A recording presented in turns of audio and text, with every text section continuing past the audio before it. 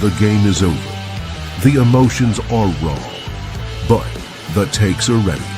It's time for Postgame Live with Jared Stillman. Postgame Live on the 440 Sports Network. Titans and Raiders. It is a final from Allegiant Field in Las Vegas. The Raiders 20-10. And I got to tell you, and this is just me, I actually think that the score is not indicative of just how horrendous that game was to watch as a Tennessee Titan fan, which for the most part has kind of become the norm as far as the Titans are concerned. It has become the norm that just a terrible Sunday where they don't do anything positive, where they get their asses spanked, where it's not competitive, where it is ugly, where it leaves us questioning our fandom. That is now something that we are used to. Last week, there was a reprieve for about, I don't know, a quarter, a half a quarter. And I, again, kept saying all this week that I was chalking that up to Arizona and their ineptitude. But I am really, I have to tell you, that one all day today from the very beginning was tough to watch. And there are a lot of issues with this football team. I got friends that are texting me about the coach that are saying, what about Callahan, Jared? What about Callahan? And I'm like, it's bigger than Callahan. It's not just Callahan. So I got to tell you, this one hurt. And there's one particular reason that it hurt. First, I want to tell you about Hiller Plumbing, Heating, Cooling, and Electrical, and just tell you that they are the presenting sponsor of the Stillman and Company program, and we are incredibly thankful for Hiller Plumbing, Heating, Cooling, and Electrical, and all they do. And, of course, they are proud supporters of the Predators and of the of Vanderbilt and of the Tennessee Volunteers. Okay, I want to start with kind of my big takeaway from today's game here on Postgame Live.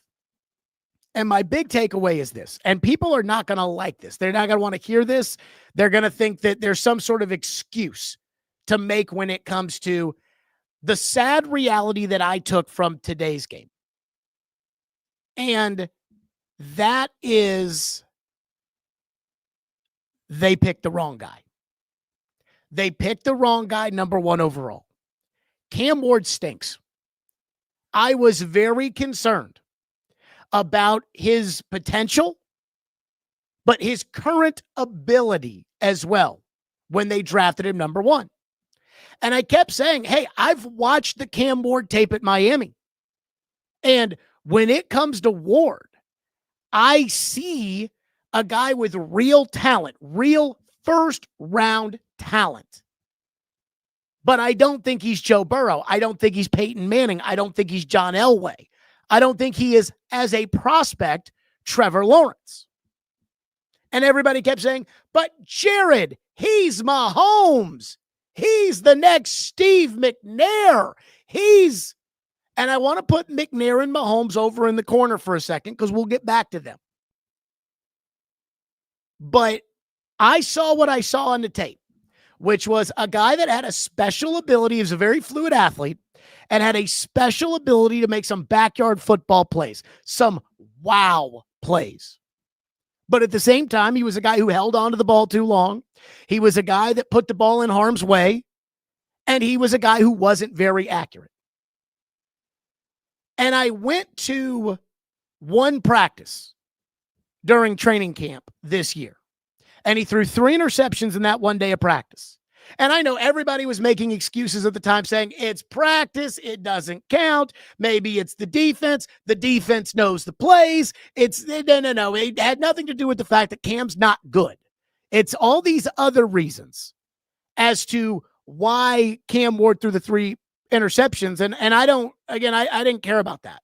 I was watching practice. I saw what I saw. And I said this at the time. What I saw was Blake Bortles. I remember Blake Bortles when he was coming out of UCF. Now, he was bigger than Cam, but I think roughly the same passer. Bortles probably had a little bit more arm strength, or total strength. Cam probably a more with that whipping ability, where Cam it's all upper body the way he throws the ball. But bad footwork, inaccurate, has physical tools, will be able to play quarterback in the NFL, but won't be able to play it well.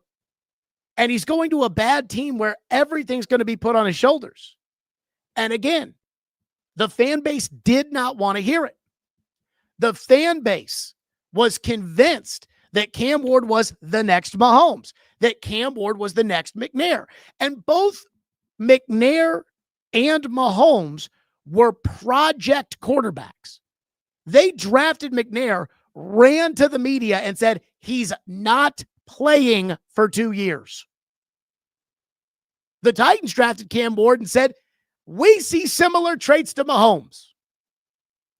And I want to bring up the Mahomes aspect specifically because the Titans hired a general manager, and I don't know what Mike Borgonzi's job responsibilities are, because Mike Borgonzi is technically the general manager, but he's got a boss who is not the owner ahead of him. He's got a football boss in Chad Brinker. And so who makes the decisions, Borgonzi or Brinker? I don't really know, and you don't really know either. And nobody in the local media really knows. And people are saying that, well, Borgonzi picks the players, but I've never heard that. And again, if Chad Brinker runs the Titans, then Chad Brinker decides who's going to be quarterback, or the owner decides who's going to be quarterback. But when Mike Borgonzi got the job, he talked about the first thing Andy Reid and John Dorsey, two very good football people, the very first thing they did when they got to Kansas City, and they were the worst team in the league, and they had the number 1 pick, was they brought in Alex Smith to solidify the quarterback position. He said, you got to solidify the quarterback position, and then you can do everything else. Then Mike Borgonzi said what he learned from the Mahomes experience was, if you're going to take a guy, you've got to have a plan for him. And remember, Andy Reid's plan for Mahomes was for him to sit for the entire season.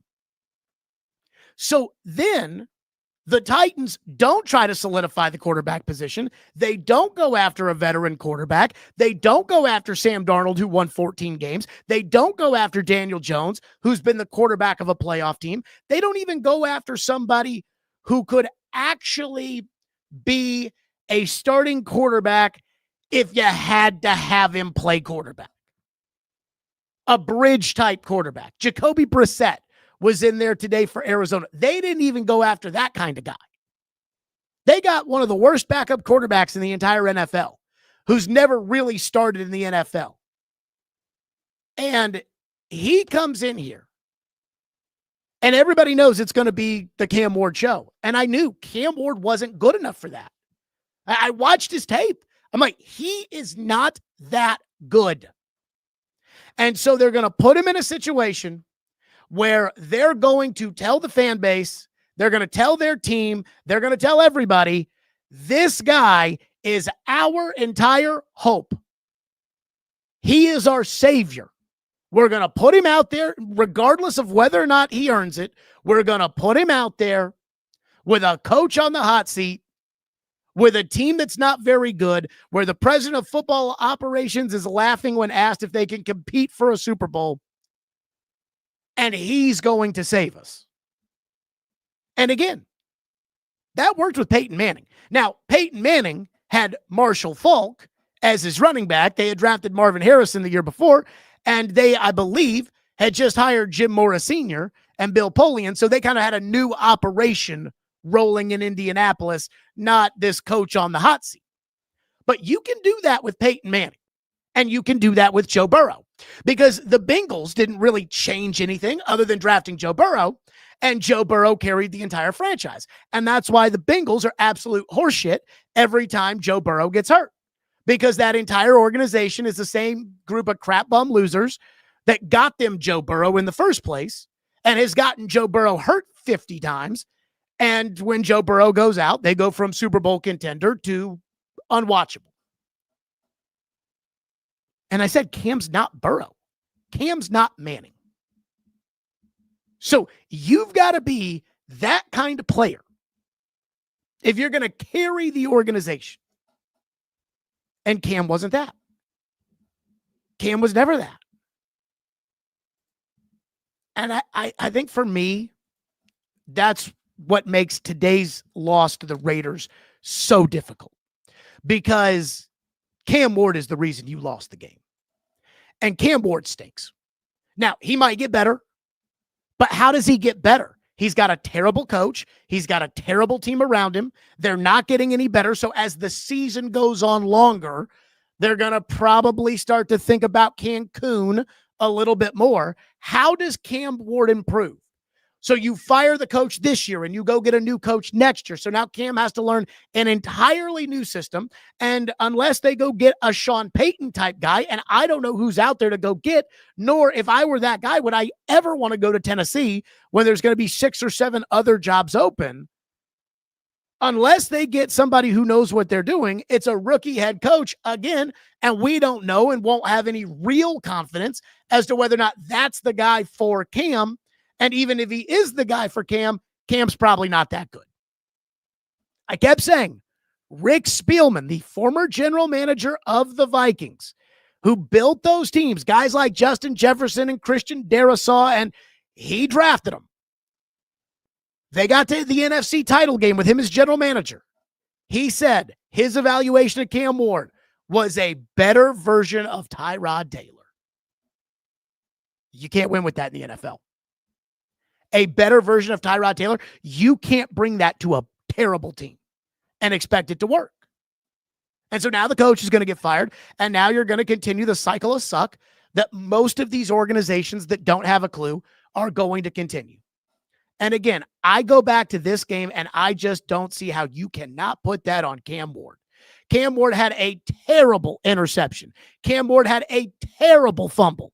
That, again, I don't know who missed their blocking assignment that led the linebacker right up the gut to go hit Cam. It may have been a protection thing at the line where Lloyd Cushenberry or Cam didn't see it. I don't know.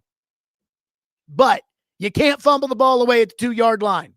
You can't just throw the ball up in the air for a free-for-all when you're in scoring range, which Cam did.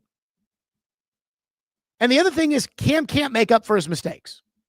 Cam cannot go out there and throw a pick 6 and turn around and get you 2 more or 3 more, which is what the elite quarterbacks can do. So when you tell me, well, Tom Brady threw a pick 6 in the Super Bowl, yeah, and led that and followed that up by throwing for like 500.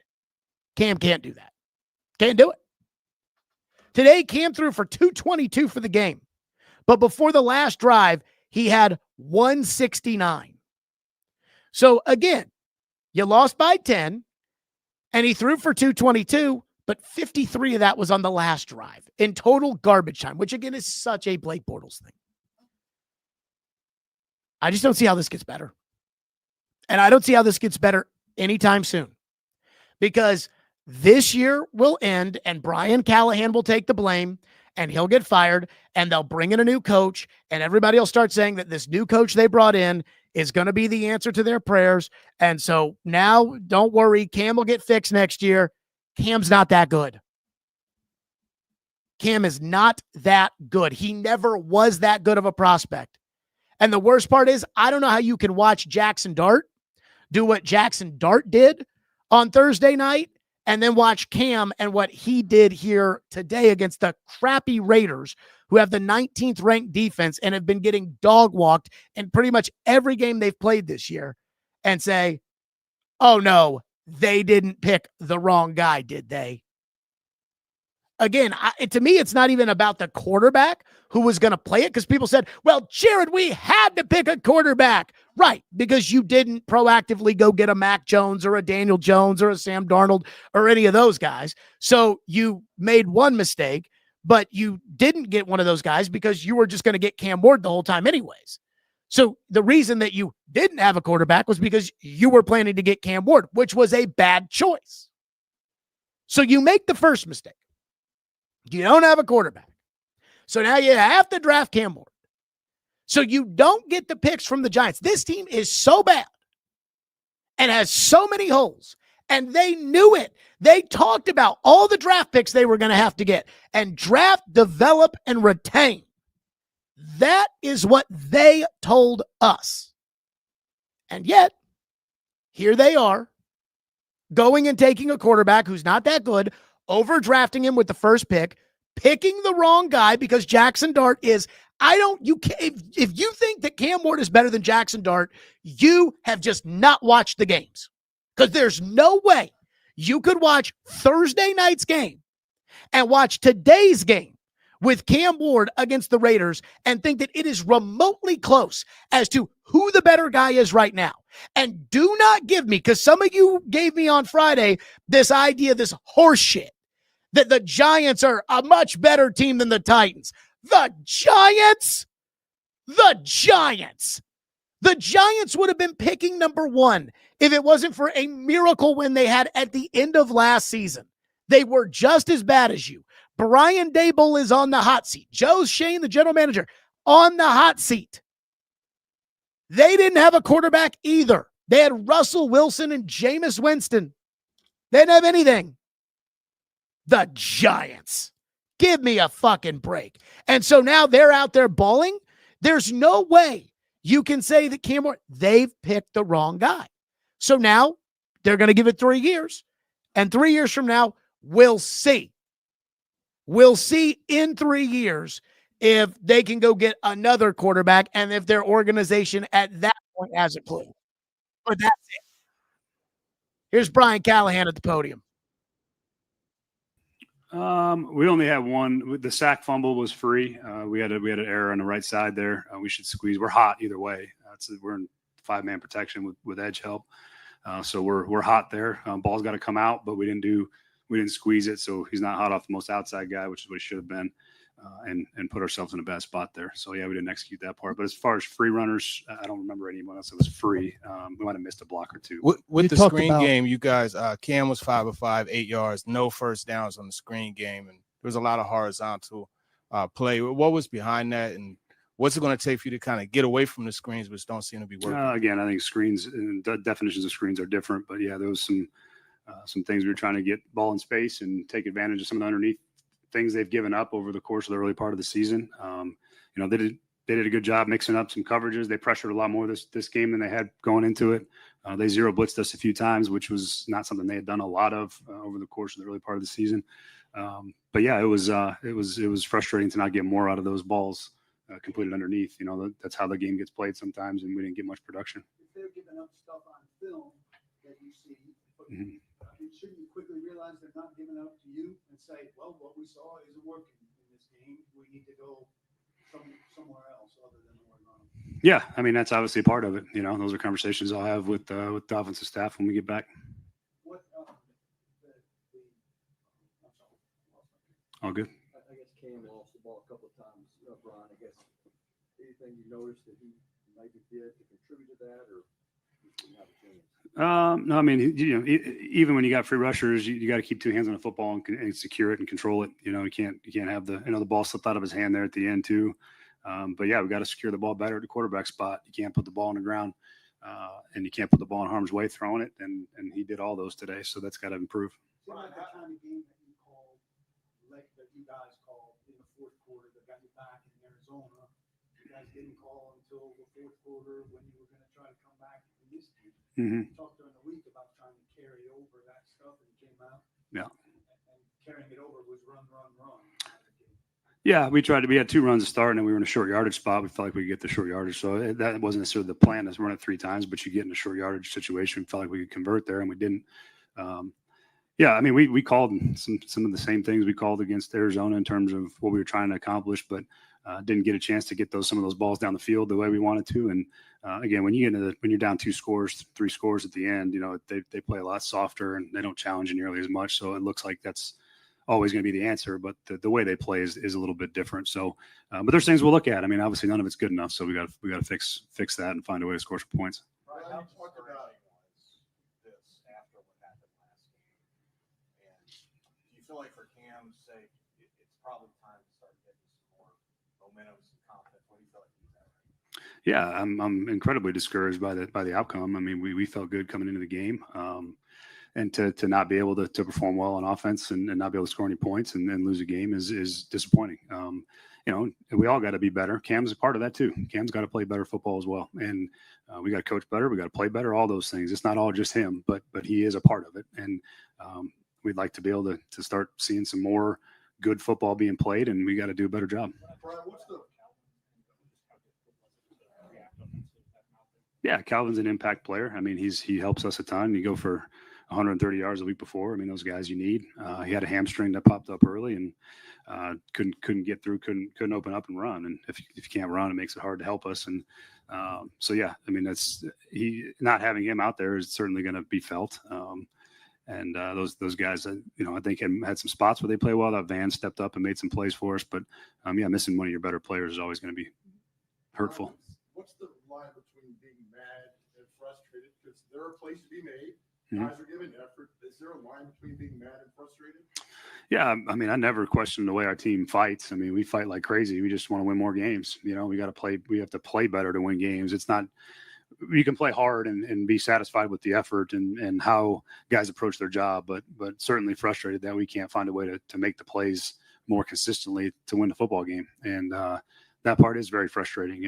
And I'm frustrated versus mad. I think I have moments of all of those things, but we should be mad. We should be frustrated because this is where we're at. And the expectation is we got to find a way to get better. And we were hoping to be better than we are so far through the first 6 games.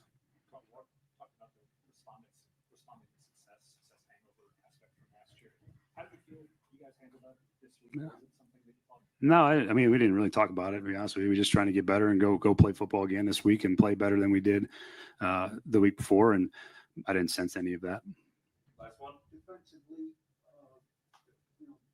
banged up break for a little while, but what do you think overall of that? Yeah, I think overall, especially in the first half, I thought they were really good. And you take away the fact that we handed them 7 points on the 2-yard line. They played a pretty strong game. There was some little bit leaky. Had some a lot of third and probably less than threes, which makes it hard to continue to get off the field. They converted a few of those, but I thought overall, other than maybe the one missed tackle on the sideline for the explosive, that it was a pretty solid game defensively. Last one, Jim. What would you think, Brian, about the reversal and how much of a momentum swing it was that? Yeah, that's a huge momentum swing. I thought we scored on defense. We needed our defense to step up for us today, and we're hoping we could find something like that to spur the scoring in the game. Their explanation was probably the same as you guys got. It was just they ruled that his arm was coming forward, and that's their prerogative. I thought it was pretty dang close, and would have been a huge play for us. I mean, both quarterbacks had one. Yeah, it seems like they've officiated it relatively consistently the way they saw it. So I don't have any criticisms of how they were officiated. Just disappointed we missed a chance to get a big play. Okay, I have a criticism of how it was officiated, and I have a criticism because, well, quite frankly, I thought it was officiated terribly. I thought it was a fumble. And if I was Brian Callahan at this point, I think I would want everybody to know, I know I'm getting fired, so I'm just going to deal with it. And I don't know what's in his contract. And the Titans, from my understanding, when it comes to coaches and administrators, the Titans kind of fuck their own people with some of the contracts, some of the language they put in there to protect themselves. So maybe Callahan can't afford a fine, or it'll, knock his guarantee money or whatever. So who knows? I will say this. I thought that was a fumble and a touchdown for the Titans. One thing that Brian Callahan said that I do think is noteworthy is he said Cam Ward has to play better. He came out, he said Cam Ward has to play better. And to me, I was a little surprised by that because, again, every time that Cam hasn't played well, it's always some excuse. about, well, he's a rookie, Jared. Well, it's practice, Jared. It doesn't count. Well, it's the preseason. Well, this guy dropped the ball. Well, this. And now we're at the point where at the end of the day, today's game, you have to put on Cam. I mean, I'm looking at the stats. First downs. The Raiders had 16. The Titans had 15. And remember, the Raiders fucking stink. They were 1-4 coming into today. So the awful Raiders were 1-4, and they were getting crushed by everybody. And so in the game today, first downs, Raiders 16, Titans 15. So I thought that was very even. Total plays, Tennessee 59, Vegas 57. Very even. Total yards, Tennessee 225, Vegas 226. 1 yard difference. Yards per play, Vegas 4.0, Tennessee 3.8. Passing, Tennessee 160, Vegas 158. The difference? Time of possession, they won 32-26 to your 27-34 because you can't run the ball. And to me, that's on you. But also, turnovers. You had 3 turnovers. They had 1. One of your turnovers took you out of scoring position. Cam just lollipopping the ball in the air. The other gave the Raiders the ball on the 2-yard line. How many points did you lose by? 10.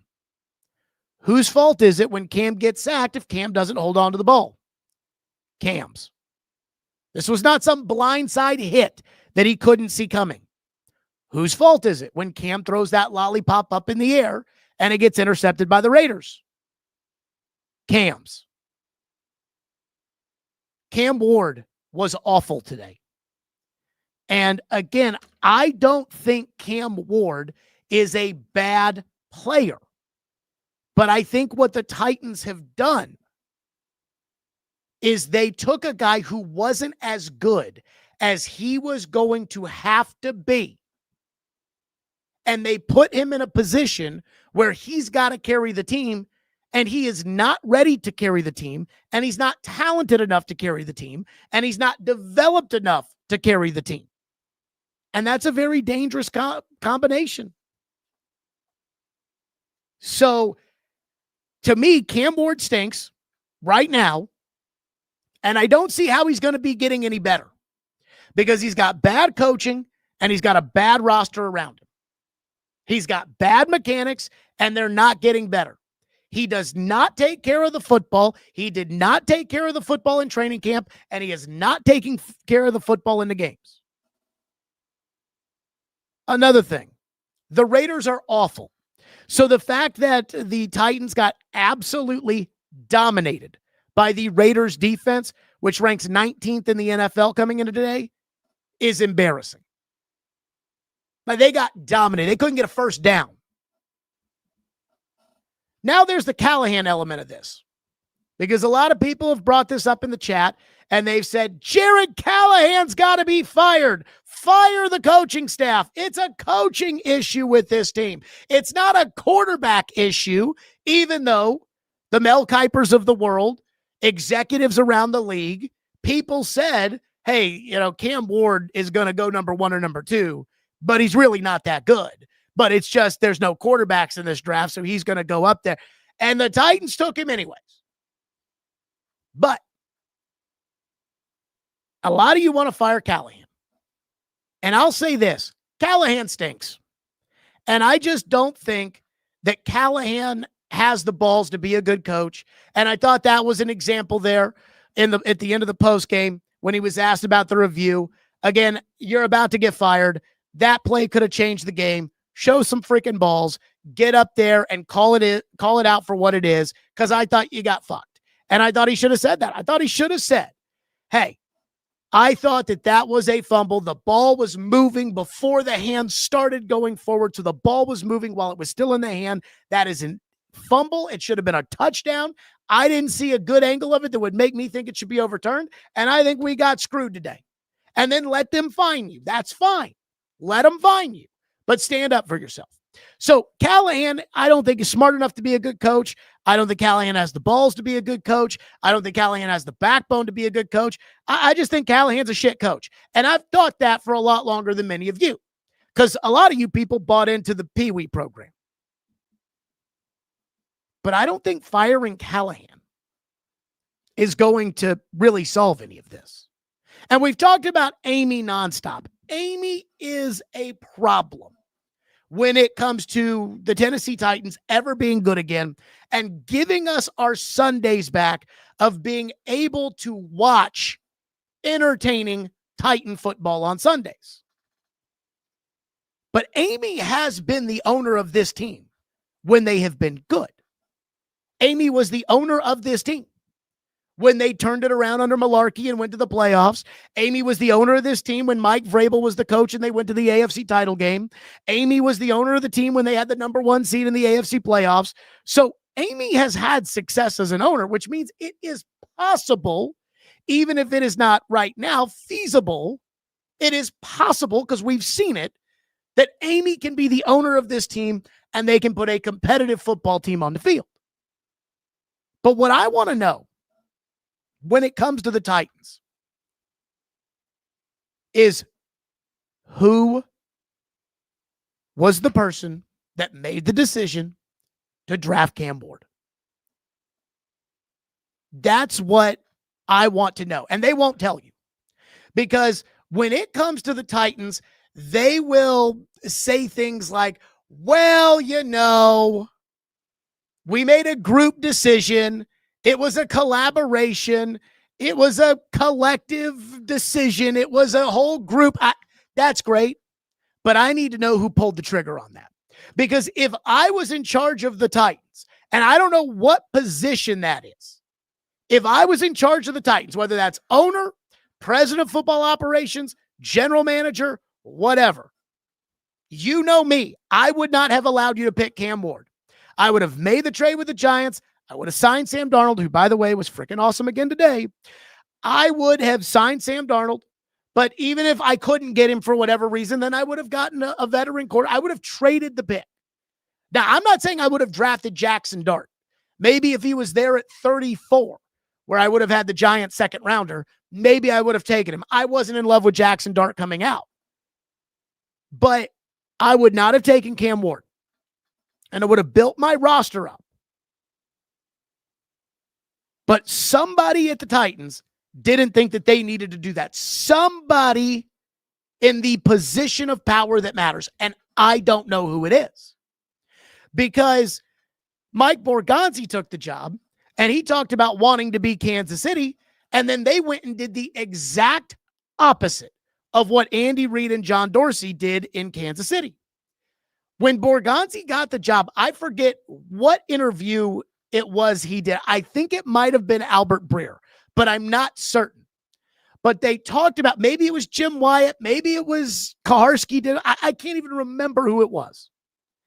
And they asked Mike Borgonzi about what happened in Kansas City. What did he learn in Kansas City? And he talked about how Andy Reid did his homework on the quarterbacks in the draft, on Geno Smith, who played today, and E.J. Manuel, who was the only quarterback that year who went in the first round. And so Borgonzi did his homework, or Andy Reid did his homework on those two guys. And Borgonzi saw that and said, yeah, these guys are not going to be first overall quarterbacks. So let's trade for Alex Smith. So they trade for Alex Smith. And that solidified the quarterback position, which then allowed Andy Reid and John Dorsey to build the team. So when he kept saying, hey, that's what we did in Kansas City, that's what we did that's how we built the Chiefs, that's how we, and then when he said, hey, you know, the thing I learned about Mahomes is if you're going to take the young quarterback, you have to have a plan for him. Again, Andy Reid went against the grain.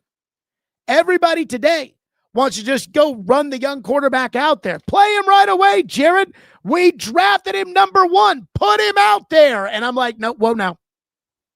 I'm like, whoa, now he's not ready. And I figured Mike Borgonzi, again, having that, hey, you got to have a plan, would have some plan other than we're going to put him out there on a bad team and say, go figure it out, kid. And that's, in fact, what the Titans did. That's what the Bears do. That's what the Jets do. That's what the real crappy organizations in the NFL do. So everything that I thought Mike Borgonzi had learned in Kansas City, they did the opposite. So that leads me to believe that Mike Borgonzi probably isn't calling the shots when it comes to the Tennessee Titans.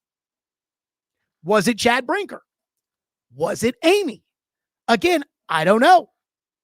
If the Titans had made the trade with the Giants and signed a quarterback, and remember, $40 million is a lot of money.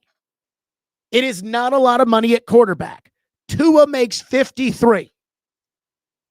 But $40 million is a lot of money. That is a big percentage of your payroll. And if you paid a quarterback $40 million, plus you made the trade with the Giants, and you picked up the extra signing bonus in the second round this year, and the extra signing bonus is in the second round and first round next year, you're looking at a total of $50-60 million over a 2-year period extra that you'd have to pay. Maybe the owner said, hey, I'm saving my money because I've got to build this. I've got to build this operation and with this new stadium, so I can't afford to pay that much for my roster. So take the young quarterback so we don't have to pay for a quarterback. Maybe that one. I don't know. I don't know who made the decision to draft Cam Ward, but whoever made the decision to draft Cam Ward is whom I believe has to go in order for the Titans to be a winning and competitive football team. Because it was as obvious to me that this roster was in no particular way or form or shape ready to nurture a young quarterback. And he's gotten worse. And then when it comes to the decision to pick Cam Ward, that in and of itself, I think needs to be analyzed because Cam Ward is not the best quarterback in his draft class. Jackson Dart is a better player than Cam Ward is right now by every single possible metric. He is a better player. And there's no way you could have watched the game on Thursday night with the Giants and then watched the game today with the Titans and walked out and said, Cam Ward's better than Jackson Dart. So who made the decision to draft Cam Ward? Whoever that is. If it was Amy, if it was Brinker, if it was Borgonzi, they have to go because they don't know what they're doing. Whoever it was that had the authority to draft Cam Ward. And I truly, personally don't think it was Borgonzi, but I don't really know. The way the Titans made it sound, and this was when they thought Cam was going to be their future, and Titan fans were saying, yeah, Cam, he's the man. You got to have a quarterback. He's Mahomes. When that was going on, everybody was saying this was a group decision. We all sat there and we all knew Cam Ward was the guy. So everybody wanted to take credit. But as Jimmy Johnson says, success has 1,000 fathers and failure is an orphan. So as this continues to go the path I think it's going to go down, we're going to start to hear stories of, well, it was really Callahan who wanted to. Well, it was really Borgonzi. Well, it was Brinker who wanted to. At some point, that's going to come out, and that may not be the truth. So I need to know who over there picked Cam Ward, because whoever had the authority to make that decision is an idiot. Because again, this isn't the second guessing that general managers and coaches love to jump on people in the media when they're getting kicked in the teeth because their team sucks. And they say, well, you guys just like to get on there and you guys just like to criticize and you guys just like to second guess. This was a first guess. And it wasn't just about Sam Darnold. And it wasn't just about Cam Ward. And it was about the situation. The roster was a complete and total train wreck because the Titans had made bad picks at the end of the Robinson era, and they had made some horrendous decisions under Rand Carthon for the 2 years that he was here. Vrabel, I don't think is a very good personnel guy. I think he contributed to some of that. Callahan and Bill Callahan making decisions, I think was a very bad decision before the 2024 season. So you had a lot of roster issues.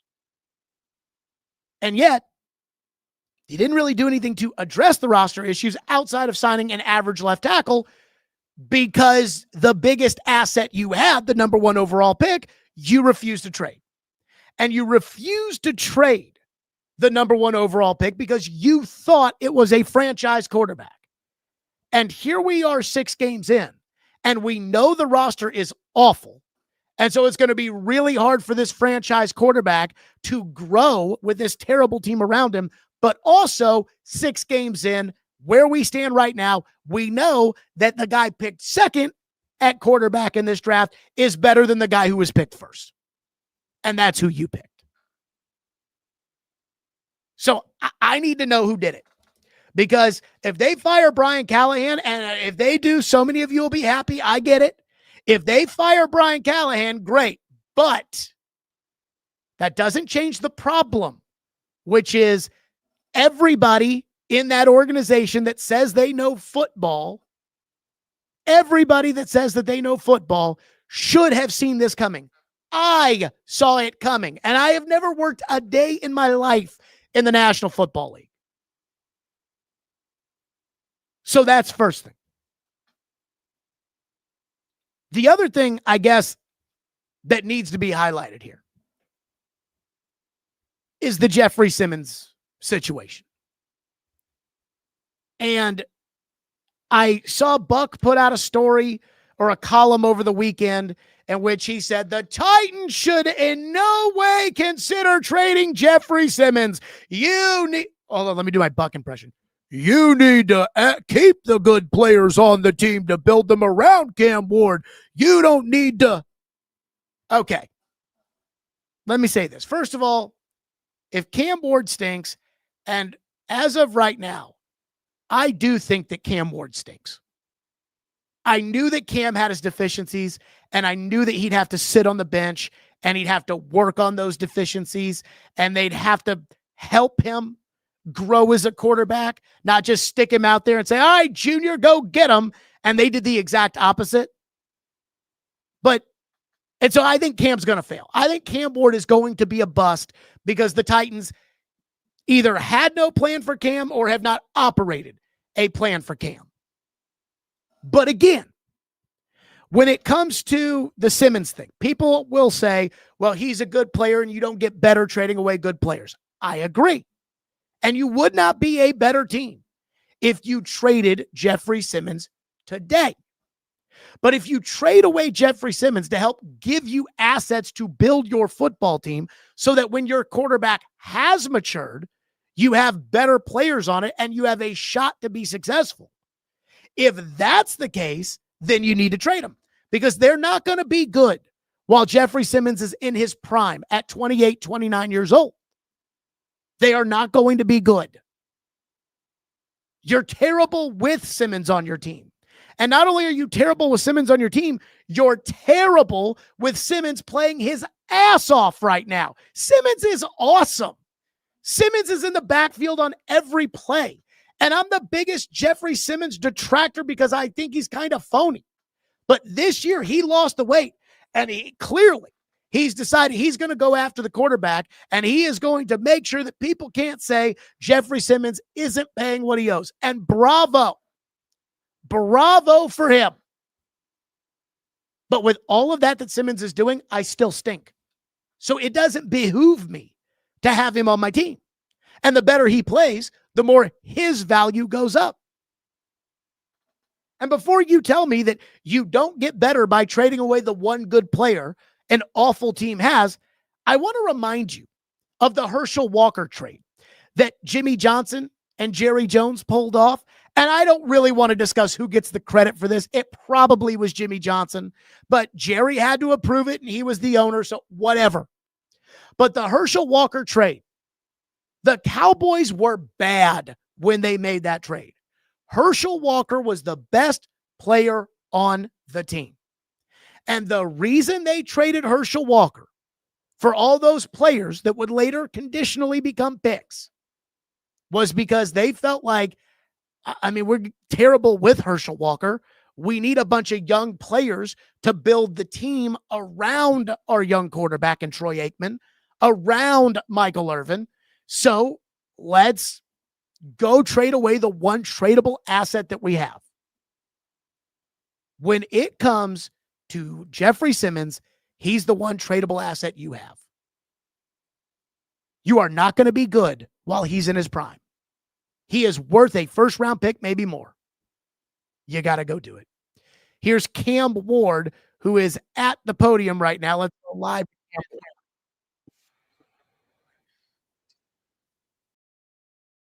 Whole season, we just got to start doing ours.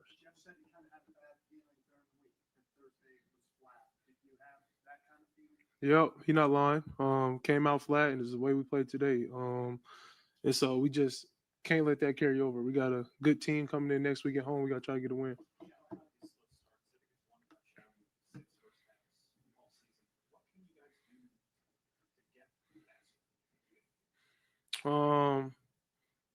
I would just say play faster from whether we're tempo and whether we're huddling. Just getting to the line, get set, snap at the ball. I think that will help us out a lot.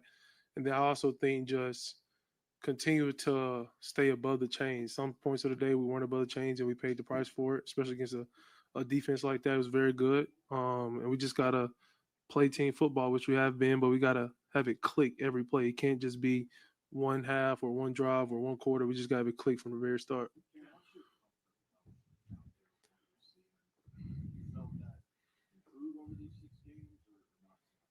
I'm real comfortable out there from seeing coverage to knowing protection. I'm real comfortable on that. It's just more of us doing our 111. Myself not turning the ball over, helping out the defense. We haven't did that the whole season. So we keep on playing this way offensively. It's not going to be good for us. So we just got to turn it around ASAP.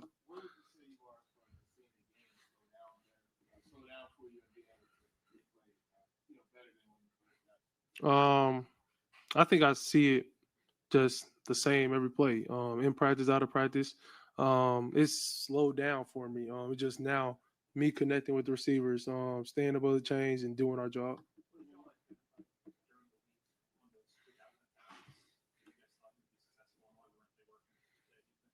I just think they weren't working because one person wasn't doing their job. Especially on the 4-quarter Chig. I threw it outside him. He had to make a one-handed catch for us. If I throw an accurate ball, it might be a touchdown. So from myself to receiver position, it's just one of us have to do our job every play. I think that's where we put ourselves in a hole, just whether it's behind the chains, whether we're actually move the ball for that drive. If one person don't do their job, it ends up showing in the drive. It's kind of instinct to stay the course when things are calm. Where are you on stay the course, or maybe we need to change course a little bit because we're not getting results out of the course? I'm both, honestly. I'm open to everything, and we're not an efficient offense, so we have to try new things. If we're gonna stay the course, we got to make the course work. So it's really just both players and coaching staff just continue to either just call the play, we execute the play, and then at the end of the day, we have to do our job as a whole. Because at the end of the day, the coaches they can only do so much. The players the one playing, and we just got to do our job.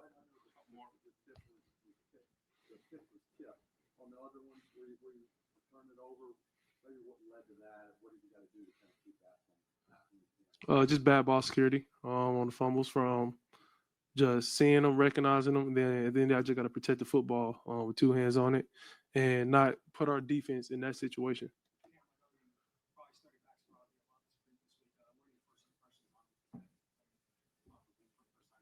He's real explosive, just off the ball every play. He's going at it, run game and pass game. We had a plan for him, but in the day he's one of the best, defensive ends, in the world. So He had himself a good game, but then a lot of stuff was stuff we could have controlled. And we know when you play good guys, they're gonna end up, getting the backfield a couple times like him. But I think at the end of the day, like we're just not doing anything on offense. I'm not doing anything on offense, so we have to just be consistent. And right now, we're not. What is it that allows you to keep your confidence level so high? Is it preparation? What is it? Well, I say my preparation and what I've been through to get to this point. Every week I attack the same, whether we win a game or we lose a game. I know what I need to watch. I know how much film I have to watch. And it's just more about, not really staying the course, but trying to change the outcome every week. Right now we're not, winning a lot of football games. And I think that's a motivating part of me because, as my job, I can help change that a lot of ways. The ball hits my hand every down. So I think, just over the course of time, week in and week out, we'll continue to get better. Appreciate it. That was Cam Ward at the podium on Postgame Live. Cam just saying consistently that he needs to do better, which I don't disagree with. I mean, Cam saying, hey, as an offense, we're not doing anything and we need to do better. I need to do better. I need to. In fairness to Cam, there's really nothing else to say. The one thing that happens when you fuck up is for you to say, hey, you put your hand in the air and say, hey, I fucked up. And that is, in all seriousness, what Cam Ward is doing. Okay. So a couple things Cam said. Number one, he talked about the fumble, said bad ball security and recognition. So what Cam is saying is he didn't recognize the blitzer on the Devin White hit that led to the fumble at the 2-yard line. That can't happen. This is the NFL. And then bad ball security because he let it go. And then there was the time where he forced his own fumble. Again, bad ball security. Can't have it. But they're getting it. He said that they have to have a plan for Max Crosby. They had a plan for Max Crosby, but at the end of the day, Max Crosby did his thing. Again, I think that we need to talk about the J.C. Latham stuff because J.C. Latham is kind of getting his, it's really week one for J.C. Latham. But when you draft a guy with the 7th overall pick and he calls himself the Trench King, you need to be able to help your team win. Latham didn't do a lot of that. And Cam Ward said, quote, I'm not doing anything. Saying I am not doing anything. That's true. That's the problem. Okay. Let's hit the recap here on Postgame Live, and then we'll get to some of your reaction. First, though, let's talk Hiller Plumbing, Heating, Cooling, and Electrical. I absolutely love Hiller Plumbing, Heating, Cooling, and Electrical. They take great care of my home. They've taken great care of my home for years. They can do the exact same for you. They've been in business since 1990, and they are family-owned and operated with 100% satisfaction of happy you'll be or the service is free. If a customer is not pleased with the work performed, they will make it right. Learn more at happyhiller.com.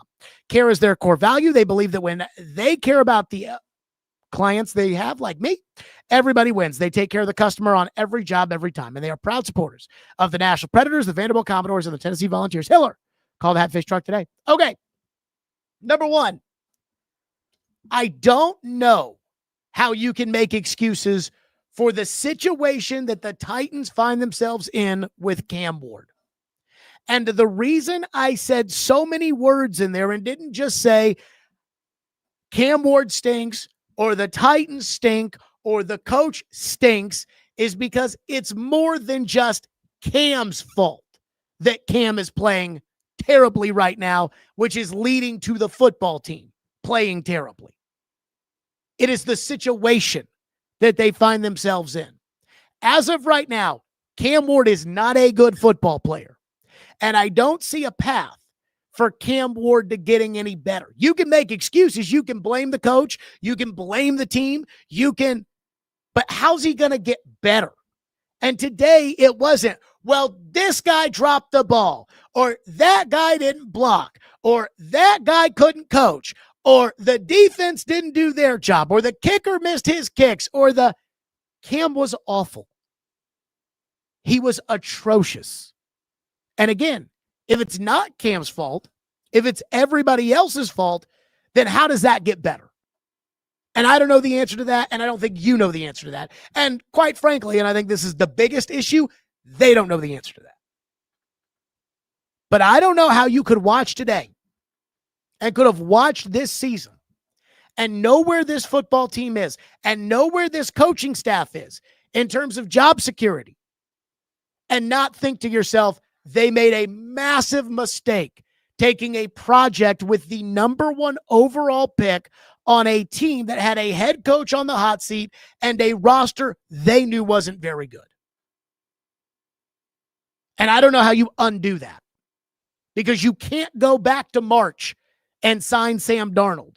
You can't go back to April and trade the pick with the Giants. And the reality is the other options right now that the Titans had at their disposal are better than Cam Ward. Sam Darnold is better than Cam Ward. Sam Darnold just went on the road and beat Jacksonville and was 16 of 27 for 296 and 2 touchdowns. Daniel Jones is better than Cam Ward right now. Mac Jones is better than Cam Ward right now. And in the draft, Jackson Dart is better than Cam Ward. So I don't know how you fix this. And that's the depressing part, is you've already made the pick. He's already your quarterback. You're not going to take a quarterback in the draft this year. You're not going to sign a quarterback in free agency. You can't get all the picks you would have gotten from the Giants to fill the holes on your roster because the toothpaste is out of the tube. So what do you do? And that's the depressing part. And I don't want to hear this from the distinguished gentleman. My guy says he's back to the beach. Good show. Talk to you later, Jared, because now the going is getting tough for Cam. Although he does say hit the like and subscribe button. And I agree. Let's get those subscribers up. If you are not a subscriber to Stillman and Company, subscribe now. But I'm sorry. I don't know how this gets better. Somebody give me the plan for how this gets better.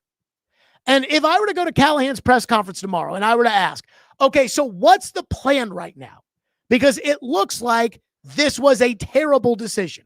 When you could have had Sam Darnold, you could have had Daniel Jones, you could have had Mac Jones, you could have had Jackson Dart, you could have traded the pick with the Giants, and instead you drafted Cam, and it looks like he kind of sucks. What do you do to fix this? His answer is going to be, and I know I say you can't speak for a man, you can only ask the question, and then he answers it. But his answer would be something like, well, we just got to keep working harder every day. Number 2, I know they only lost by 10 points. And so I believe that the score is not indicative of how truly awful it was today. Because I felt like very early on, you knew the Titans didn't have much of a chance today. But I have to say, this Raider team is so bad. This Raider team is so bad. 19th coming into the game in defense, 19th in offense, 31st in turnovers. They had 1 turnover today, and it was the 1 interception that Geno threw, in which Jeffrey Simmons, it was kind of a garbage time interception because the game had already been decided. But to Simmons' credit, he got the pressure, and Geno threw the ball right to Cody Barton. But going into the game, they were 31st in turnovers, 23rd in turnovers forced. They stink. Look at some of the final scores of their games. They lost to the Chargers 20-9. They lost to Washington 41-24. They did lose to the Bears by 1 point. And then they lost to the Colts last week 40-6. So you got housed by a team who is objectively awful. So that really tells you where you sit. And that tells you that what happened last weekend against Arizona in the fourth quarter was all of a mirage. Number 3, Callahan needs to go. How many freaking screens do we have to see them run in a row. And I know they say things like, well, the screens, we try to develop them a certain way, and then we check to the screen, and the screen's not the only play. Stop calling the freaking screens. I don't need you to throw a screen to Spears. I don't need you to then throw a screen to DK, and then stop it with the screens. So he needs to go. But it doesn't matter, because I think the biggest issue that has this team in a hole that I'm not sure they can climb out of this season or next season is the decision to draft Ward. And I can tell you, Brian Callahan did not have the authority to make that decision. So that needs to be evaluated. Who had the authority to draft Cam Ward, turn down the Giants trade, not be interested in Jackson Dart, not be interested in the veteran quarterbacks that were out there that are playing well? Who did that? Number 4, it's time for the Titans to set their asking price on Jeffrey Simmons. And I know the Titans are trying to trade Arden Key. I've been told the Titans are not trying to trade Jeffrey Simmons. It's obvious when people in the media are saying the Titans are getting calls on Arden Key. That is the Titans telling the media we're getting calls on Arden Key, which is them trying to put out the bat sign to every other team that we'd like you to call us about Arden Key. But they need to start thinking about what they want in return for Simmons, because he is the one tradable asset with real value on this football team. Jeffrey Simmons right now is playing like a $30 million player, maybe a $35 million player. For years, I have screamed about the fact that Simmons was not playing like an elite level defensive lineman and was not playing up to his salary. This year is different. And so now if you're the Titans and you know you're not going to be good this year, even with Simmons playing his ass off the way he's playing it, you're dead stinking last in this division. So he does you no good being on your team. And he will not be in his prime if Cam Ward develops into a legitimate quarterback. So you need the picks. So now set your price on Simmons and go find a way to make it happen. Number 5, J.C. Latham was awful today. And this is a problem. This is a microcosm of why you are where you are. Because J.C. Latham was an overdrafted 7. Just like Peter Skoronski. If you were always going to play him at guard, was an overdrafted 11. And I don't care if Peter Skoronski ends up being a really, really good guard. That's not the standard for drafting a guard with the 11th pick. If you draft a guard that high, it better be Quentin Nelson, who goes to the Pro Bowl every year and will end up in Canton. Not 4 years in, when it's time to give him a new contract, he's playing like a league starter. J.C. Latham today was horrendous. And I know he's trying to get his football shape under him because he missed so much time, but the number one ability in the NFL is availability. And the Titans need J.C. Latham to be an elite right tackle. They can get by with Dan Moore as an average solid left tackle if J.C. Latham can be an elite right tackle, like Penei Sewell with the Detroit Lions. But he's not. And Max Crosby did his thing today against J.C. Latham. And while you may say that Max Crosby's a really good player, well, that's why you drafted J.C. Latham. Actually, you drafted J.C. Latham to go on the other side, and he's already failed at that. So you draft a guy with the 7th pick, you expect him to play well even against good players. That's what really good players do. They play well against the best players. And I think that needs to be pointed out as well. And then there's one other question I guess I have. Because, again, my biggest issue for the entire offseason with the Titans fans and the Titans organization was the overselling or misguided belief about what Cam Ward could do for this franchise at this particular moment in time. And my issue with the fans is I thought they were being delusional. My issue with the team is not only do I think they were being irrational, putting way too many eggs in Cam's basket, but they're also paid to know better. The fans are not paid to know better. The team is. And the thing I can't get over with the team, and I've seen a couple of you mention this in the YouTube chat, but I was floored when Warren Moon held that press conference and agreed to give up number 1, to unretire number 1 for Cam Ward. And I sat there and I said, you've got to be shitting me.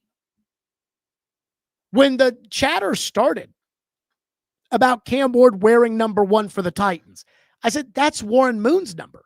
He's not going to wear that. Well, Jared, don't you think Warren Moon should unretire it because he wants to be supportive of Cam and he should? No. If I owned the team, I would have said, we're not unretiring Warren freaking Moon's number for somebody who has not pissed a drop in the National Football League. You can earn your jersey. But we're not giving you Warren's. And everybody said, but Jared, you're a hater and you this and you that. And I was appalled, again, for the fans to think that they drafted Patrick Mahomes and they don't have to do anything that Kansas City did with Mahomes, or that they drafted Steve McNair and that they don't have to do what Floyd Reese did with Steve McNair and sit him on the bench for 2 years. That's fine. When you are a fan to say, well, I think he's going to be great. But for the team to think, yeah, we're going to put this added pressure. We're going to help make him a target. We're going to elevate him. We're going to say, hey, not only are we taking him number 1 overall, but we're so certain this is going to work out that we're going to give him Warren Moon's number, tells me that this organization they don't have a clue. They're just looking for people to fart and say, no, that's a new perfume. That's what they're looking for. Okay, let's get to some of your reaction again here on Postgame Live. Lance says he is up in Tokyo, would not miss this show even when on vacation. Lance, thank you, sir.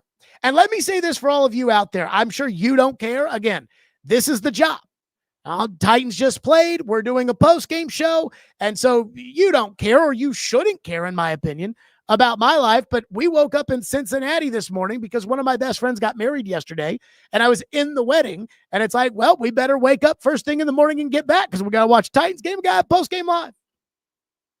But thank you for watching post-game live in Tokyo. Chip says Cam Ward was a good quarterback prospect in a shallow pool. So here's a couple of things I want to get off my chest about that. I don't understand why so many people have such a hard time understanding that when it comes to drafting a quarterback, you're not drafting the best quarterback in that class, or at least you shouldn't put yourself in a position to where you're drafting the best quarterback in that class. You need to be comparing who your quarterback is going to be to the rest of the league. Because it doesn't matter that Trevor Lawrence was drafted in 2021 and Sam Darnold was drafted in 2018, because today they played each other on the same field and the expectations are essentially the same for the two quarterbacks, which is you are going to lead your team to victory. So don't worry about where Cam fits in the draft class. Well, we need a quarterback because we didn't want to take a veteran quarterback, and he's the best quarterback, so let's take that quarterback. It's incredibly flawed thinking. And unfortunately, it happens too often in the NFL, where teams overdraft a quarterback who's not even that good, and Cam wasn't even that good, but they overdraft a quarterback who's not even that good because, well, we have to take a quarterback. And the second thing is this. I didn't watch Jackson Dart tape because it was pretty obvious they were going to take Cam. I had a college coach tell me before the draft Jackson Dart was his favorite quarterback in the draft. Jackson Dart is a better player than Cam Ward is today. And there is no argument that has any intellectual honesty to it. After what we saw on Thursday night with Jackson Dart, there is no argument that has any intellectual honesty to it in which you can say Cam Ward is better than Jackson Dart. Unless you want to just throw out everything they've done in the NFL.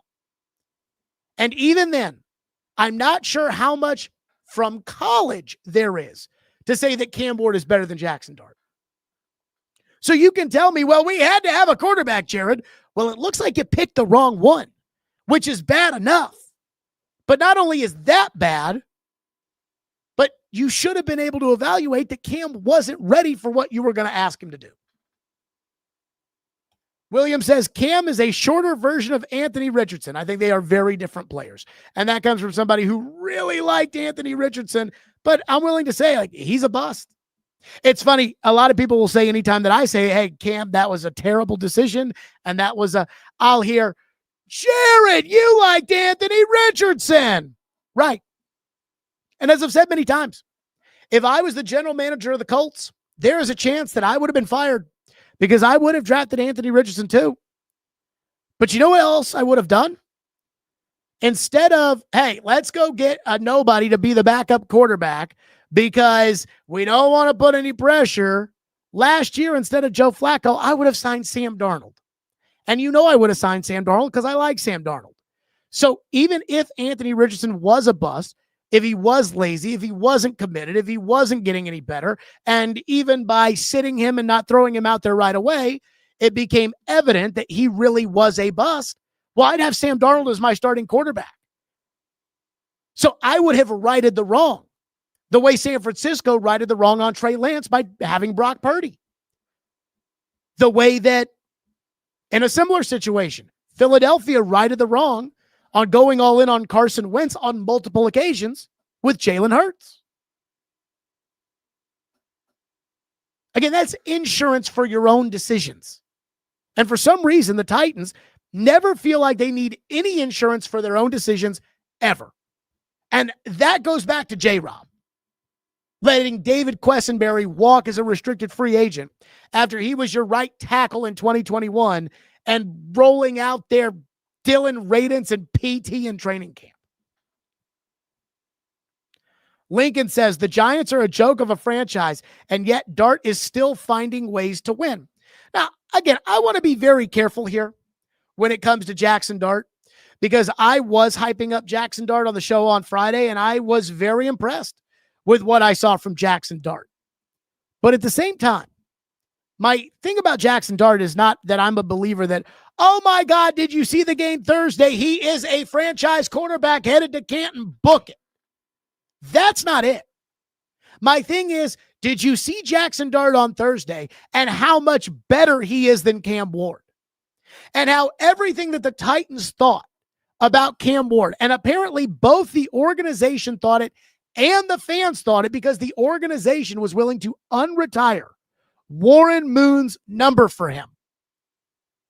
Everything that everybody seemed to tell me this mythological figure was going to do for this organization, he hasn't done any of. Jackson Dart actually has. That entire stadium believed in Jackson Dart on Thursday night. I mean, the coach is running into the tent to try to get him out of there because he knows the only way I keep my job is with this guy playing quarterback. The defense believes in Jackson Dart. The offensive line believes in Jackson Dart. The fans believe in Jackson Dart. And they have confidence in him because he's delivering. And so, again, my thing is not about what Dart will become or how good Dart is. It is that Dart is better than Ward. And for years, people have told me whenever I bring up a solution about here's what I would do if I were the Titans, I'm always told, well, that wouldn't happen on the Titans. Last year, Sam Darnold won 14 games. I said, maybe he should go be your starting quarterback. But Jared, it was only because he had Kevin O'Connell as his coach and Justin Jefferson and Jordan Addison. He's no good. He wouldn't be any good here. Goes to another team, is equally as good. And I guess, well, they're not as good as the Seahawks, Jared. The Seahawks, they didn't even make the playoffs last year. But now I'm being told that I can't say, hey, the guy that's playing well for the Giants, he looks pretty good. Oh, Jared, come on. That's not fair. That's the Giants. I mean, God forbid when you try to compare us to the Giants. Those are the New York Giants. They're awesome. No, they're not. They're not good. They don't have a talented roster. Their best players out for the season. Their coach is a dweeb. Their general manager is a bozo. They haven't been good in 12 years. Outside of the 1 year that they got to the playoffs with Daniel Jones and Saquon Barkley. And you're telling me that, oh, Jared, it's unfair to compare us to the Giants because the Giants are so much better and so much more well-coached. Give me a break. Drake says, please be patient with us. The Titans then go and draft a project quarterback number 1 overall and sign Brandon Allen. Well, I think the patience is, hey, guys, we're going to lose a lot of games this year, but we're going to be building in the right direction.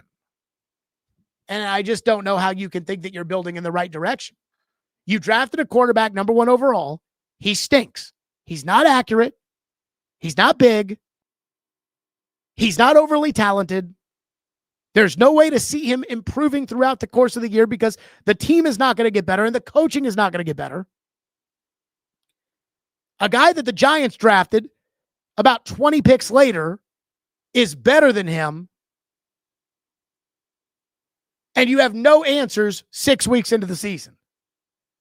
And I'm supposed to be patient with that? Because, again, the being patient with that would allow them to use the number 2 pick next year. Well, if you fucked up the number 1 pick this year, why am I going to let you make the number 2 pick next year? Adam in Portland says, and I did wonder where Adam in Portland was. He said, I understand that we sucked, but my expectations were that we would at least be entertained by a very good young player. This is the most boring team I've ever watched, more boring than Bishop Sankey. Let me say this about my own experience watching the Titans. I am a die-hard Titan fan, or at least I really was. Growing up as a kid, I followed everything Titans. I remember when we first all got high-speed internet in the house, when I was in the 7th grade, and I got my own computer, and so now I could go on the internet. I could go on AIM Instant Messenger. I could look at porn. And I remember how I used to always go and look to see during the offseason, is there anything new about the Titans? And I would check the Tennesseans website, and I would check the Titans website, and I think there might have been like a blog out there at that point or something. And I just wanted to read and hear about the Titans, and I would get so depressed when I would go click on stuff and there was nothing new. That's how much I love the Titans. I told the story that I went to the Super Bowl when they lost to the Rams by a yard, and I cried. I actually told that story at our table at the wedding I was at yesterday because the mother-son song was the Phil Collins "You'll Be in My Heart" song. And I'm like, I have been to one Super Bowl for one Super Bowl halftime show, and that was the one I went to, was Phil Collins. So I'm a big Titans fan. But I am finding myself watching this team to be more of a chore than anything else. Like, it does feel like a legitimate chore right now to watch the games with this team in it. It feels, when I get to talk about it, I'm very energized because it's a daily soap opera of stupidity and bullshit. But when it comes to actually watching the game on Sunday, I almost feel like I am doing it for my job more so than doing it because I enjoy it. And I saw PK had a story up, and I didn't even know if this was story worthy or not until somebody tweeted me at the very beginning of the game today. Memphis. And Paul says there is no way to really know if it is the local Memphis Fox affiliate or if it is Fox, out in LA that makes these decisions. They make the decisions jointly. But the city of Memphis, did not get the Titans game today, which never happens. The city of Memphis, because Fox had one game today, either the Fox affiliate in Memphis, according to PK, either the Fox affiliate in Memphis or Fox corporate decided in Memphis to put on the Cowboys and the Panthers in the early window and not to put on the Titans and the Raiders. In Memphis. Again, you're the Tennessee Titans. Like, I cannot stream Atlanta Braves baseball games because of where I live in proximity to that. I can't stream Cincinnati Red games. But this is the Tennessee Titans, and they're not even on TV in Memphis. What's that tell you? It's hard to watch this football team. And I would be shocked. And I know that the one person sent that text that said, well, we've got all of our season tickets sold and we're 75%. And I would be shocked if they are not panicking inside the accounting facilities over there at St. Thomas Sports Park about how they're going to pay for this new stadium because people aren't going to buy tickets. I would be shocked. But it's very hard to watch. The distinguished gentleman said earlier, Cam is better than Dart. You can't say anything about Cam. He says because I didn't want the Titans to draft Cam, that apparently my opinion on Cam doesn't count. I think my opinion on Cam counts. I watch the games. Again, the chore that it is to watch them. And I don't know how you could watch Jackson Dart. Like, I don't know how you could watch Jackson Dart on Thursday, watch Cam today, and not think, oh my God, they absolutely fucked that one up. And he's sitting here saying, no. Cam's better than Dart. Based off of what? Forrest says, don't think Stillman is blaming Cam. He's blaming management for not putting the pick out on the block and getting all those picks in return, and he's not wrong. This team has to be fixed before you worry about quarterback. Well, I think it's a little more nuanced than that. If Joe Burrow was on the board, if Trevor Lawrence as a prospect was on the board, Caleb Williams, maybe even Drake May, the level of prospect that those guys were, if they were on the board, I would have taken them. But Cam was never that level of a prospect. Mel Kiper said in his grading of, first of all, Mel Kiper thought Shedeur Sanders was better than Cam Ward. But in his grading, he said J.J. McCarthy would have gone number 1 overall this year. And that's not a knock on J.J. That's just representative of how bad this draft class was at quarterback. And so I'm thinking you can go get Sam Darnold, who when he was coming out was that elite of a quarterback prospect and who has had the seasoning of getting kicked in the jaw and had a 14-win season last year and is 27 years old at the time. He's 28 now. You can go get Sam Darnold and trade your pick, or you can use the pick on a quarterback that you hope will one day maybe be as good as Sam Darnold, but doesn't have Sam Darnold's talent. Do you realize how stupid that is? Like how ridiculous that is to say, no, use the pick. And that's what they did. And they did it with this reckless abandon that what they hoped would be true, even though it wasn't likely to be a reality, was going to come to fruition because they wanted it to be that way. Or because they evaluated it that way. And if they evaluated it that way, that's a massive red flag that they're not very good when it comes to evaluating. And that's what worried me. Sam says, once again, Callahan is turning on a quarterback that he himself is failing. Callahan is a joke of a coach. I agree with Callahan being a joke of a coach. Callahan said in his comments, he said when it came to Cam, that Cam has to play better. Cam does have to play better. The problem is what are you going to do about it, Callahan? You going to put Brandon Allen in there? Go put Brandon Allen in there, see what happens. CW says the biggest issue with the Titans, in my opinion, is they got a glorified cheerleader as a wannabe head coach. I disagree. I think my biggest issue with the Titans is they got an owner who had a winning formula with Robinson and Vrabel, and instead of figuring out a way to be harsher with those two to get it to work, she blew it up and wanted everybody to play nice. And that led to hiring Rand Carthon. Let's go hire somebody who's agreeable that will go along to get along. And then she hired a coach who was as dopey and as agreeable and as incompetent as Rand Carthon. That's why you are where you are. And then the owner promoted Rand Carthon's assistant general manager to run the team, even though there is nothing on his resume that should indicate that Chad Brinker is qualified to run a team. That's the biggest problem. Callahan is not the biggest problem with this team. He is a problem, but he is not the problem. Richard says, if you trade Jeffrey Simmons, are you going to let the clowns in the front office make the pick that you get by trading away Simmons? I wouldn't. So here's what I say when it comes to people that say, Jared, why trade for the draft pick when we're not even good at making draft picks? And here's what I say to that, which is, if you own the team and you don't think your general manager can draft, then you should fire your general manager, because that is the job of a general manager.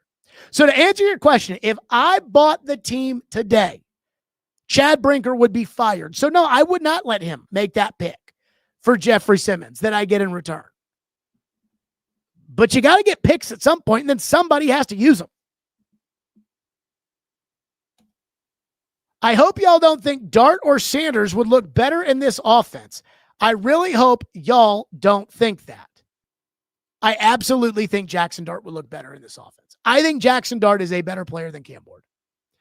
And I think the reason that Jackson Dart fell in the draft or was viewed by a lot of people as a second-round prospect and not a first-round prospect is because a lot of people just assumed that Lane Kiffin's gimmick offense is why Jackson Dart was good at Ole Miss and not because Jackson Dart is good. That happened to Mahomes, where a lot of people thought the air raid gimmick offense was why Mahomes was good and not because Mahomes was really good. And granted, Mahomes had holes in his game that they had to fill and fix.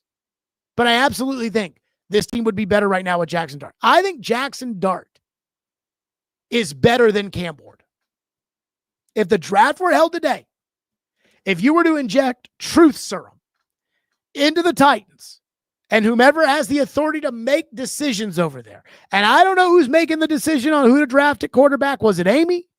Or was it Amy going to Brinker and saying, Chad, whatever you say, I'll go with? Was it Brinker? Was it Borgonzi, who pretty much said the opposite when he took the job about what his expectations were? But whomever it was that thought Cam Ward was worth the first pick, if you injected truth serum today in that person and said, number one, you're on the clock again, who are you taking? They would say Jackson Dart. Jackson Dart would go number one today. Jackson Dart is playing better than Cam, and Jackson Dart is doing it on a terrible team with a bad coach and without Malik Neighbors, who is their best player. Give me a break. Eddie says if Cam Ward were on the Giants, he'd still be inaccurate and fumble at least once a game. Truth. So I just can't. I cannot do this. Well, Jared, I mean, it's not fair to compare us to the Giants. Gotta love Witty. Thank the Lord you are not a general manager. Yeah, because if I was GM, the team would be so much worse. They're 1-5. They're non-competitive every week. They just used the number one pick on a quarterback who was 26 of 38 for 221, 1 touchdown, 1 interception, and fumbled the ball twice. Yeah, because, I mean, it is just, because I would be doing so much worse than it is now. What is Cam Ward's season QBR? I knew it was like something like 34 going into the game. It was something awful. It was 24.9, and I think this is after today's game. 24.9. By comparison, you people hate Will Levis now. Now, again, you guys thought Will Levis was a franchise quarterback and thought that the Titans would be stupid to take Will Levis thought it'd be stupid to take Drake May over Will Levis, but Will Levis last year had a QBR of 25.2. Cam is 24.9. Equally awful. So, again, congratulations to you people that are making excuses for Cam, but he stinks. And even if it is everybody else's fault that Cam stinks, how's that going to improve? Calvin Ridley just went down with a hamstring. Calvin Ridley's probably going to be out for a month. How's it going to improve? They have nobody to catch the ball. They have nobody to run the ball. I actually think their offensive line's okay, though I was not happy with the way they performed today. Zeitler got worked on one that led to a sack. Dan Moore had a false start penalty that really hurt them. And then J.C. Latham was atrocious today. But I actually think their line is not that bad. And when they throw Chig the ball and he catches it, Chig's not that bad. Chig's got some run after the catch in garbage time that has helped them the last couple of weeks. But how is this going to get any better? So, you guys, you tell me, how's it going to get better? That should be the question for Callahan, which is, how is this going to get better other than, well, we just have to put our heads down and work harder? And the one thing that I want to know is when will the people who root for this team ask the most important question that matters, which is, why does Amy believe in Chad Brinker? What did Chad Brinker do to get this much power that allowed him to either make the decision on drafting Cam Ward when this organization was not ready for Cam Ward, or to allow for that decision to be made? That's the question. That's going to do it for us today on Postgame Live. Like and subscribe. And again, wherever you get your podcast, this will be up, as will tomorrow's Titans Monday show. Again, like and subscribe. If you are a Postgame Live viewer, like it, subscribe it, and we will have you back tomorrow, 2:00 for Stillman and Company here on the program. That will do it for us. And again, be sure to like, subscribe, follow everywhere, Twitter, Instagram, TikTok. Be sure to follow all there and like and subscribe. Cannot say that enough. Hiller Plumbing, Heating, Cooling, and Electrical, proud supporters of the Stillman and Company program. Enjoy the rest of your Sunday, folks.